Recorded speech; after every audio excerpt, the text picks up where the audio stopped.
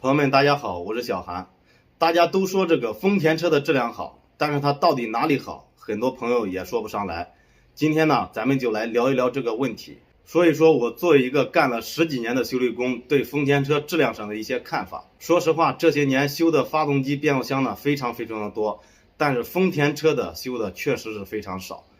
但是这也不代表丰田车它不会坏，没有通病。比如说这个10年左右的凯美瑞上面装的2.4的发动机，这种发动机有一个通病，就是烧机油基本上10几万公里以后都会出现烧机油。还有这个丰田的 RV4装的也是这种2.4的发动机，还有1、2款的皇冠上面的2.5、3.0发动机都有烧机油的情况，有些还比较严重。但是像丰田车这种烧机油的情况，维修起来要比这个大众、奥迪这种车要简单的多。因为丰田车烧机油一般都是这个活塞环的问题，还有这个气门油封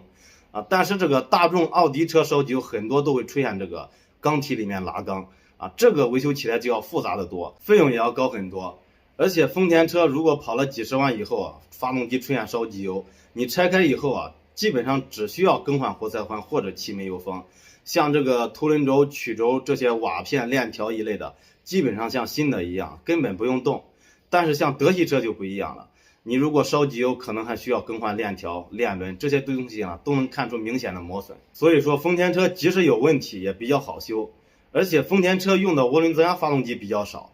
就现在的雷凌、卡罗拉这种 1.2T 的，还有这个汉兰达的 2.0T 这种发动机，以前的发动机基本上都是自然吸气。自然吸气的发动机肯定要比涡轮增压发动机寿命要长，而且保养起来对发动机机油也没有什么要求，一般的矿物油就能用。即使你保养不及时，这个发动机它也不容易出问题。还有丰田的变速箱，现在在售的丰田车都没有配这个故障率比较高的双离合基本上就是爱信的 AT， 还有这个 CVT、eCVT 这种变速箱的故障率都比这个双离合要低，特别是爱信的 AT 变速箱，质量非常稳定。像大众旗下 1.5、1.6 这种自动挡配的都是爱信的 6AT， 还有咱们很多国产车的 6AT 变速箱都是爱信的牌子。而且爱信还是丰田旗下的一个公司，它自己家造的变速箱配上自己家的发动机，它的调教还有这个匹配度就会非常完美，这个质量呢也非常好把握，所以它的耐用度就会更高一点。再说这个车身电器方面，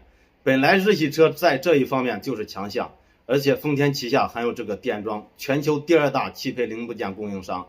电装的启动机、发电机，还有这个车身模块、电脑板这些东西呢，在全球不光是丰田自己用，而且像这个奔驰、宝马、奥迪呢，基本上所有的合资车都用的有电装的产品。像我们平常维修电装从最小的传感器到大的电脑板、车身模块，只要是电装的产品，说实话真的很少坏，质量非常稳定。咱们举个例子，现在有很多朋友喜欢收藏老车，像日系老车10几年、20多年，甚至有30多年的老车现在很多车上的电气功能还都能正常使用。但是其他的系列像德系美系这些车就不一定了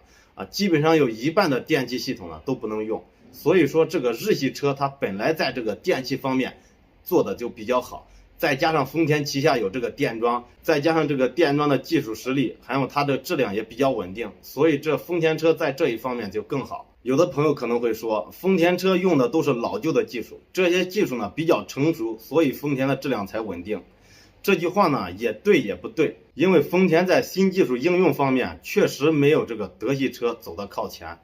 但是也不代表丰田它不应用新技术没有新技术。像丰田最出名的混动，丰田在90几年的时候就已经推出了混动的普锐斯，一直到现在丰田的混动也是技术最先进的。不是有句话说嘛，世界上有2种混动，一种呢就是丰田，另一种就是其他。这个足以证明丰田在新技术方面的领先，所以不能说它丰田不用新技术，只是它的造车理念不一样。它主要追求的就是舒适性、省油耐用，不像这个德系车主要追求的就是操控、动力，所以它在其他方面德系车就要差一点，它就没有这个丰田车的质量好。有句老话说得好，有舍就有得，你不可能把所有的优点都占尽。而且丰田的生产管理模式也是比较先进的，早期就有很多汽车厂家去模仿丰田的管理模式，但是都没有得到它的精髓，所以成功的并不多。这也是丰田车质量稳定非常重要的一个原因。所以丰田车的质量好，不能说它的发动机变速箱技术老旧它才质量好，它是有原因的。大家可能不干这一行，对这个不是太了解。即使丰田的自然吸气发动机，它的技术也一点不老旧。不过丰田车即使质量再好，它也有缺点。同价位它配置就比较低，价格还贵。新车型上市卖得好，它还老喜欢加价。比如说这个新汉兰达还有亚洲龙都有加价销售的情况，那它性价比就不高，所以它就得不到所有人的喜欢。因为每个人的购车需求它是不一样的。如果你追求动力、追求操控，那你就不会选丰田，因为它在这一方面确实没有什么优势。所以说每个车它有优点，它同时也会有缺点。好，今天这个视频就到这里，朋友们有什么不同意见的，咱们可以在评论区讨论一下。好，谢谢大家的观看，请关注小韩，再见。